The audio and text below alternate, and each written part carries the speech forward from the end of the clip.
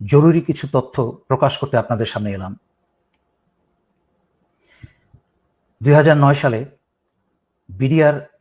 BDR officer হত্যা, সেনা officer হত্যার আগে যেরকম চিঠি বিতরণ হয়েছিল, ঠিক আবার সেই চিঠি বিতরণ শুরু হয়ে গেছে।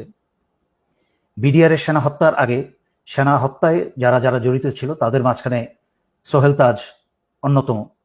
সেই সোহেল তাজ আবার নাটকীয়ভাবে বাংলাদেশে এখন হাজির। কোন দিকে যাচ্ছে? হঠাৎ করেই জামাত শিবিরকে চিঠি দিয়ে এই স্বৈরাচারী শেখ হাসিনা সরকার বাতিল করল। কোনোটাই কিন্তু বিচ্ছিন্ন ঘটনা নয়। সম্পূর্ণ বিচ্ছিন্ন ঘটনাকে একত্র করে করার দায়িত্ব আমরা কিছু লোক কাজ করে যাই। চিন্তা করে দেখুন, শুধু চিঠিটার সামান্য অংশ দেখাচ্ছি। চিঠিটা ইন্টারনেটে সব জায়গায় ছড়িয়ে বেড়াচ্ছে।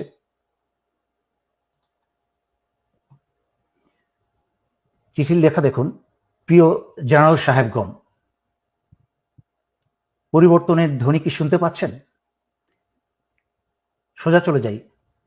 আপনারা 2009-এর বিডিআর হত্যাযজ্ঞ থেকে কোনো শিক্ষা গ্রহণ করেননি। সাধারণ সৈনিকদের লেখা এই খোলা চিঠিটি সেটারই প্রমাণ বহন করে। একটু সতর্ক করে দিই আপনাদেরকে, এই স্বৈরাচার সরকারের পতন কিন্তু সময়ের ব্যবধান মাত্র। তারপরে অনেক কথা লেখা আছে। আরেকটা চিঠিতে চলে যাই, আরেকটা অংশ। কতটা নিচে নেমেছে সেনাবাহিনীর ভাবমূর্তি একবার চিন্তা করুন।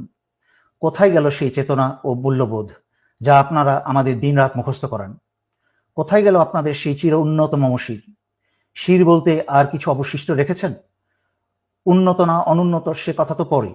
দেশের প্রতিটা মানুষ আপনাদের তথা আমাদের আজকে শুধু ঘৃণা করে, শুধুই ঘৃণা।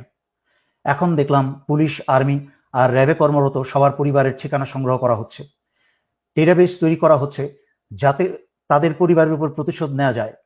স্যার, ব্যাপারটা একবার ভেবে দেখেছেন?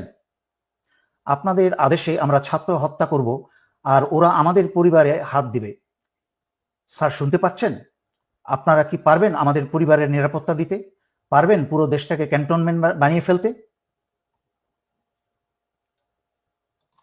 চিঠিটা আরো বেশ বড়, তবে এই চিঠিটায় যেই কথাগুলো উল্লেখ করা হয়েছে, যারা আপনারা সচেতন নাগরিক, দেশপ্রেমিক নাগরিক, যারা আমার লাইভ বা ভিডিও আপনারা দেখেন, তারা নিশ্চয়ই শুনেছেন। বহুদিন যাবৎ আমি সতর্ক বাণী দিয়ে আসছিলাম, এভাবে বলছিলাম যে এই বাংলাদেশের সাধারণ সৈনিকের পরিবাররা কিন্তু গ্রামে গঞ্জে থাকে, তারাও অত্যাচারিত।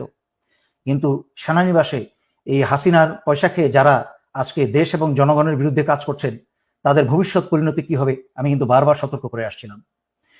যদিও ছাত্রছাত্রী এবং জনতার উপর যারা গুলি চালিয়েছে সেটা সমগ্র সেনাবাহিনী চালিয়েছে হাসিনার পোষা এবং হাসিনার বাছাই করা যাদেরকে ঢাকায় 46 ব্রিগেডে বসানো হয়েছে।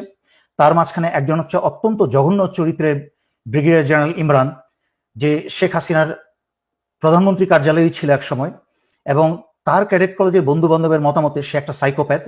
সে নিজের আপন ভাইকেও ঠান্ডা মাথায় খুন করতে দ্বিধা করবে না, এবং তার ক্যাডেট কলেজের বন্ধুরা তাকে বহুবার তাদের কাছ থেকে বিচ্ছিন্ন করেছে তাকে।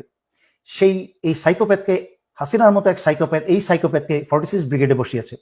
আর 46 ব্রিগেড চলে হচ্ছে হাসিনার আত্মীয় বর্তমান সেনা প্রধান জেনারেল ওয়াকারের সরাসরি নির্দেশে, কোনো ডিভিশনের অধীনে নয়।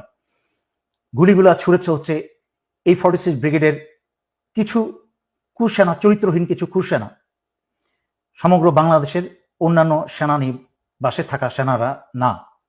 তাই আপনারা সমগ্র সেনাবাহিনীর উপর ভুল বুঝবেন না। যদিও সেনাবাহিনীর দায়িত্ব ছিল জনগণের কাতারে দাঁড়িয়ে আসা, জনগণ এবং দেশকে রক্ষা করা, সেইটা পবিত্র দায়িত্ব হচ্ছে জনগণের। যাই হোক, যেহেতু হাসিনা তার সর্বোচ্চ ক্ষমতা ব্যবহার করে ফেলেছে, ক্ষমতায় টিকে থাকার জন্য পুলিশ, বিজিবি, প্যারামিলিটারি সব ব্যবহার করেছে, এমনকি সশস্ত্র বাহিনী ব্যবহার করে কারফিউ পর্যন্ত জারি করেও ছাত্র জনতার বিরুদ্ধে পরাজিত হয়েছে। এখন স্বৈরাচারী শেখ হাসিনার হাতে আর কোনো শক্তি বাকি নেই।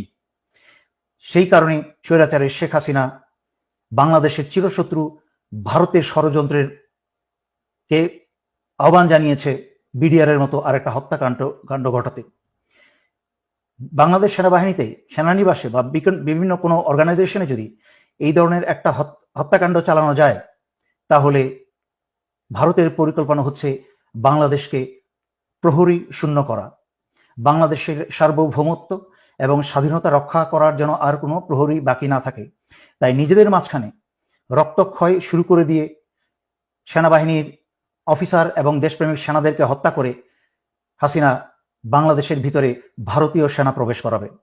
তার উদাহরণ আপনারা দেখেছেন এবং শুনেছেন। স্বৈরাচারী শেখ হাসিনা ভারতের সাথে গোপনে বাংলাদেশের বুক চুরে রেল চলাচলের ব্যবস্থা করেছে। যেই ভারতের রেল বিভাগের ভারতীয় সৈন্যের সংখ্যায় প্রায় 70,000 প্রশিক্ষিত সৈন্য, তারা যে কোনো সময় যে কোনো প্রয়োজনে এই উপমহাদেশে যেখানে ভারতের রেল চলে, রেল যোগাযোগ আছে, সেখানে প্রয়োজনে তারা মুহূর্তেই হাজির হয়ে যেতে পারে। তার মানে এই রেল ব্যবস্থার নাম করে বাংলাদেশের ভিতরে চাইলে ভারত প্রয়োজনে 70,000 সেনা মোতায়েন করতে পারে। একদিকে বাংলাদেশের প্রহরী সেনা হত্যা করবে, আর একদিকে ভারতীয় সেনা প্রবেশ করে বাংলাদেশ দখল করবে এবং স্বৈরাচারী শেখ হাসিনাকে বাঁচাবে। আর তার দায় দায়িত্ব সম্পূর্ণ চাপাবে হচ্ছে জামাত শিবিরের উপরে, এবং স্বৈরাচারী শেখ হাসিনা বলবে যে এই কাজ করে শুরু করেছে বাংলাদেশ সেনাবাহিনীর ভেতরে থাকা জামাতের লোকজন বা শিবিরের লোকজন, যা স্বৈরাচারী শেখ হাসিনার চোরপুত্র জয়ের মুখে থেকে আমরা বেশ কয়েকবার শুনেছি যে সেনাবাহিনীর ভিতরে জামাত শিবির আছে। সুতরাং আমি সকল জনগণকে অনুরোধ করছি, আপনারা এই মুহূর্ত থেকে অত্যন্ত সচেতন হয়ে যান